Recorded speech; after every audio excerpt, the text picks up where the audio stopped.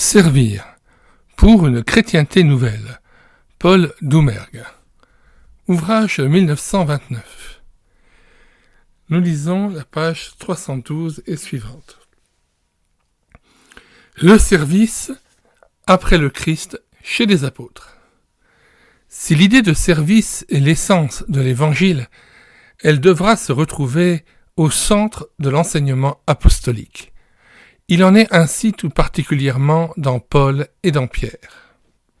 Premièrement, on peut citer dans le grand discours de Pierre à Jérusalem l'expression humaine de serviteur, pais, donnée à Jésus, acte 3, verset 26, acte 4, versets 27 et 30. Deuxièmement, Paul se donne continuellement le titre doulos de Jésus-Christ. Romains 1, verset 1, Philippiens 1, verset 1. Paul oppose à l'ancien esclavage du péché sous la loi le service nouveau de Dieu accepté librement, le régime de l'esprit. Romains 6, verset 16 à 19. Romains 7, verset 6. La révélation de l'Évangile que Paul a reçue du Christ lui-même en a fait du même coup le serviteur du Christ. C'est ainsi que dans Galates 1, Paul présente en raccourci l'histoire de son ministère. Troisièmement, la communauté chrétienne, en se constituant, s'organise en service social. Des diaconoi sont établis qui reçoivent de l'Église même la charge de servir, puis des diaconesses, acte 6, versets 1 et 2, service des tables. Paul fait le voyage de Jérusalem porteur d'une collecte pour les pauvres. Il va pour le service des fidèles, Romains 15, verset 26. Paul, en même temps qu'il exhorte les Romains à servir le Seigneur, énumère la longue liste des services qu'on pourrait appeler la monnaie courante de la vie quotidienne. Romains 12. Quatrièmement, le mouvement de la pensée dans les épîtres pauliniennes passe de plein pied par une sorte de logique interne de la foi et de ses affirmations à la vie, à la pratique du service.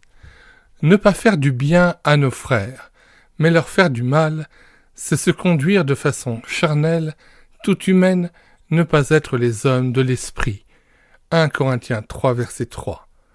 Le chrétien est l'esclave, le serviteur de ses frères, leur serviteur pour l'amour de Jésus.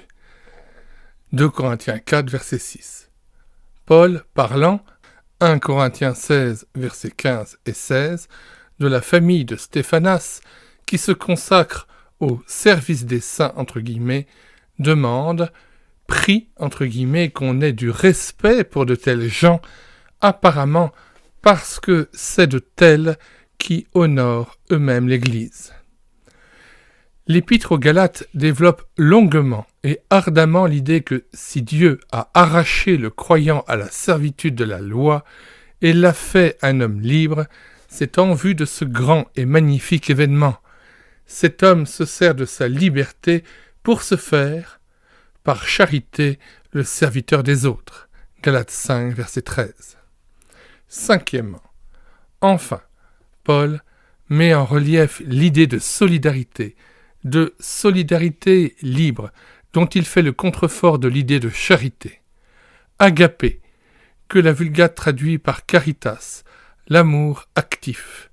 On connaît, mais on admire toujours à nouveau le double hymne à l'Église, corps du Christ, où les fidèles sont tous membres les uns des autres, où tous les membres souffrent quand un membre souffre, et à l'amour qui s'achève sur cette affirmation triomphale. Maintenant, ces trois vertus demeurent, la foi, l'espérance et la charité. Mais la plus grande est la charité. 1 Corinthiens 12 et 13. Nous mettons dans les commentaires de cette vidéo le lien de téléchargement gratuit de cet ouvrage. Le téléchargement se fera à partir du site internet médiathèquechrétienne.fr, site que j'ai bâti en synergie avec cette chaîne YouTube Elle écoutait sa parole, afin d'assurer la réédition numérique des ouvrages chrétiens épuisés et non réédités. Comme l'était cet ouvrage, nous vous invitons donc à vous rendre sur le site internet médiathèquechrétienne.fr afin de pouvoir profiter et de pouvoir télécharger gratuitement les 800 ouvrages que nous avons déjà numérisés et mis à votre disposition. Il n'est nul besoin de s'inscrire, vous pouvez directement accéder à partir de la page d'accueil à l'onglet Livres et là regarder les dizaines d'auteurs et les centaines d'ouvrages qui sont déjà disponibles en téléchargement gratuit.